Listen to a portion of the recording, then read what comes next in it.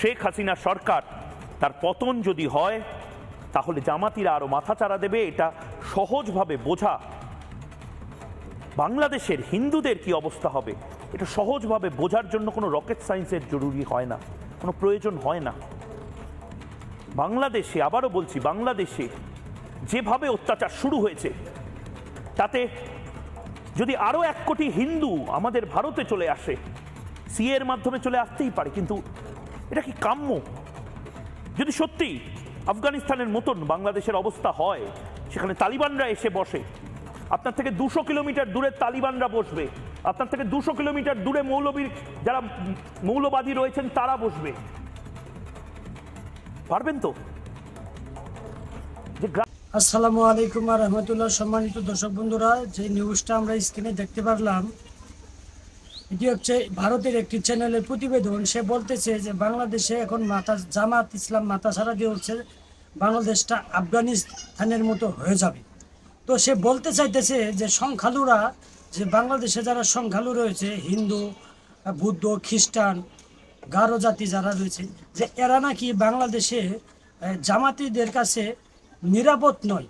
অর্থাৎ জামাতি বলতে তারা কি বোঝায়? যারা টুপিওয়ালা, যারা হেফাজত ইসলাম, জামাত ইসলাম, চরমনাই পীর, এই যে 3টা দল রয়েছে, আমরা মূলত 3টা দল আমরা 3 ভাবে দেখি। কিন্তু ভারতের মিডিয়া এবং কি ভারতের যারা বাংলাদেশটাকে যারা দখল করতে চায়, বাংলাদেশে যারা বিশৃঙ্খলা সৃষ্টি করতে চায়, তারা ভাবে যে সমস্ত টুপিওয়ালা, অর্থাৎ টুপিওয়ালা, দাড়িওয়ালা যারা ইসলামপন্থী, এদেরকে তারা জামাতি বলে।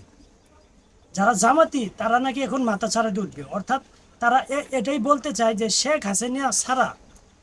হাসিনা ছাড়া বাংলাদেশে যারা সংখ্যালঘু রয়েছে তারা কখনো নিরাপদে ছিল না এবং কি থাকবে না। এটা তাদের একটা কথা। এবং কি তারা বিভিন্ন জায়গায় তারা মিথ্যা গুজব ছড়িয়েছে, বিভিন্ন মন্দিরে হামলা করা হয়েছে, সংখ্যালঘুরা নিরাপদ নয়। এই যে বিশৃঙ্খলাটা সৃষ্টি, এটা কিন্তু আমরা কখনো দেখি নাই যে কোনো জামাত ইসলামের লোকজন, কোনো মাদ্রাসার ছাত্ররা, কোনো উলামাই কেরাম কখনো নির্দেশ দিয়েছে যে মন্দির ভাঙার জন্য। বরঞ্চ আমরা এরকম দেখেছি যে মন্দিরের সামনে মাদ্রাসার ছাত্ররা তাদের এমনভাবে তারা প্রস্তুতি নিয়েছে, দরকার হয় তারা জীবন দিবে, তবুও মন্দির তারা রক্ষা করবে। যে বাংলাদেশে ধর্মপ্রাণ মুসলমানরা কখনো তারা সংখ্যালঘুর উপরে আক্রমণ করেনি বা করবেও না। বাংলাদেশের সংখ্যালঘুরা বাংলাদেশে এতটা নিরাপদ, আমাদের মুখের মাঝে আমাদের জিহ্বাটা যেরকম নিরাপদ, উপরে দাঁত নিচে দাঁত, জিহ্বাটা যেরকম নিরাপদে আছে, বাংলাদেশের সংখ্যালঘু যারা রয়েছে তারা এরকম নিরাপদে রয়েছে।